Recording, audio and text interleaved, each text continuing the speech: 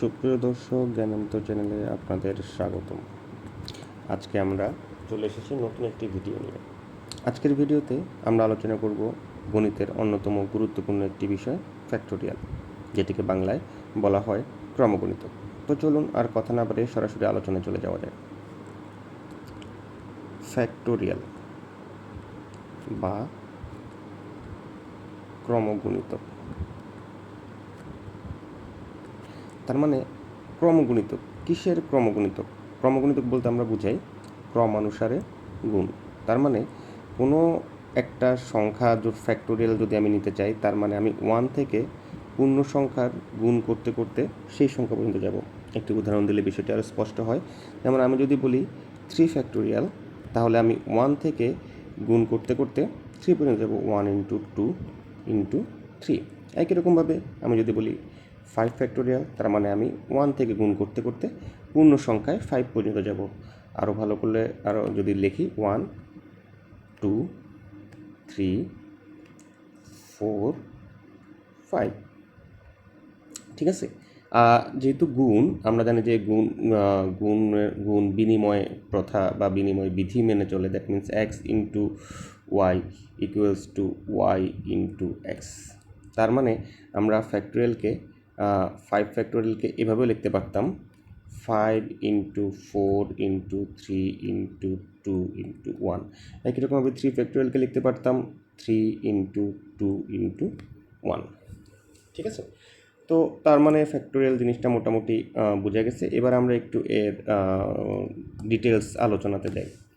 তো 5 ফ্যাক্টোরিয়াল আমি লিখলাম এখানে। তো এখানে আমি এখন যদি 6 ফ্যাক্টোরিয়াল লিখি, 6 ফ্যাক্টোরিয়াল, তো সেটাকে আমরা লিখতে পারি 6 into 5 into 4 into 3 into 2 into 1। ভালো করে লক্ষ্য করলে দেখতে পাবো এইটুকু হচ্ছে আমার 5 ফ্যাক্টোরিয়াল। তার মানে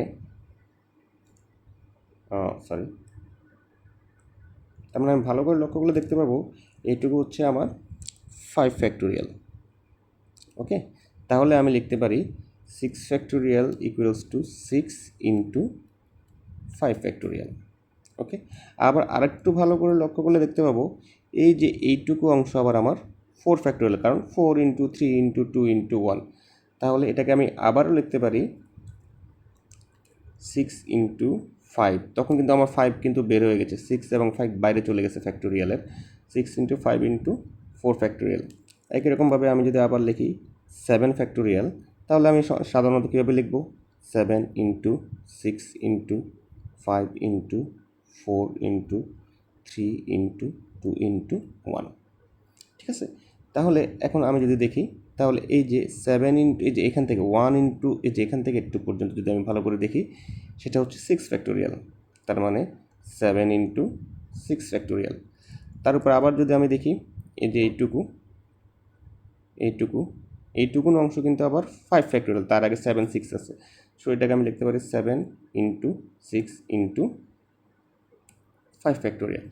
তার মানে আমি যদি এভাবে লিখতে চাই, তার মানে একটা ফ্যাক্টোরিয়ালকে আমি লিখতে পারি, যদি আমার কোনো ফ্যাক্টোরিয়াল এক্স হয়, factorial of x is equal to x into x minus 1 factorial. কারণ আমি 6 ফ্যাক্টোরিয়াল যখন নিয়েছিলাম, 6 ফ্যাক্টোরিয়াল, এটাকে আমি যদি দুইটা ফ্যাক্টোরিয়াল এভাবে লিখতে চাই, তাহলে কি হচ্ছে 6 তার থেকে 1 কমের ফ্যাক্টোরিয়াল।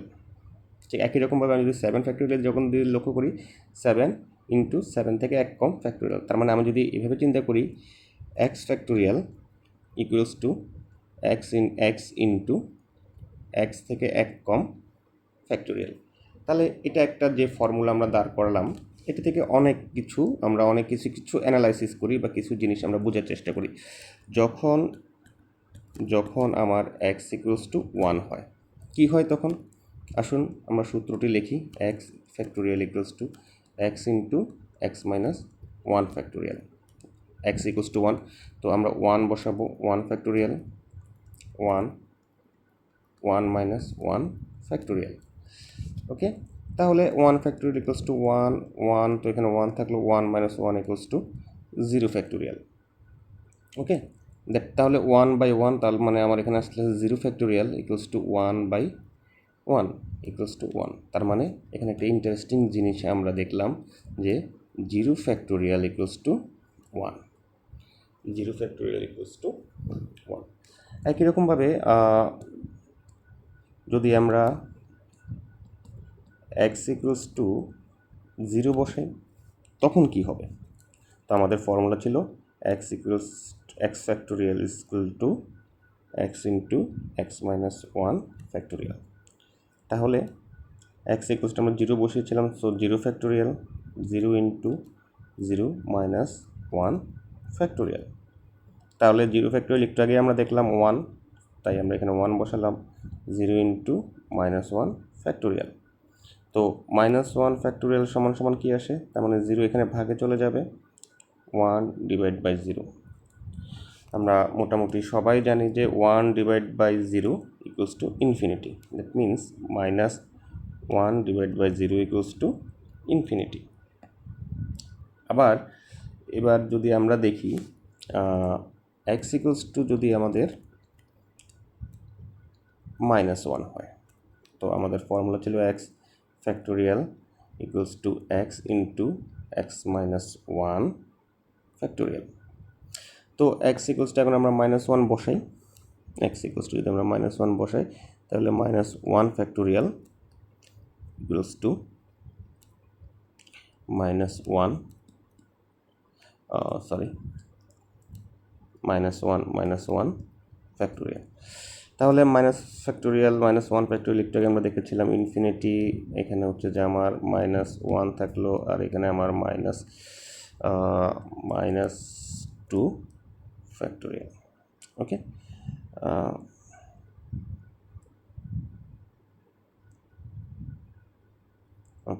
তাহলে মাইনাস 2 ফ্যাক্টোরিয়াল ইকুয়ালস টু দাঁড়াচ্ছে আমার minus infinity divide by minus 1 বা minus infinity.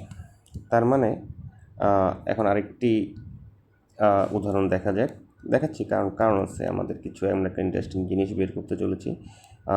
X equals to যদি আমার মাইনাস 3 হয়, এখানে আমি লেস দেন 0তে যাচ্ছে, মানে এক্সের ভ্যালু যখন আমার নেগেটিভ হয় তখন কি, পজিটিভের জন্য তো আমরা সবাই ফর্মুলা জানি, ফর্মুলা আমরা বের করতে পারবো, কিন্তু নেগেটিভ যখন হবে তখন কি করব আমরা?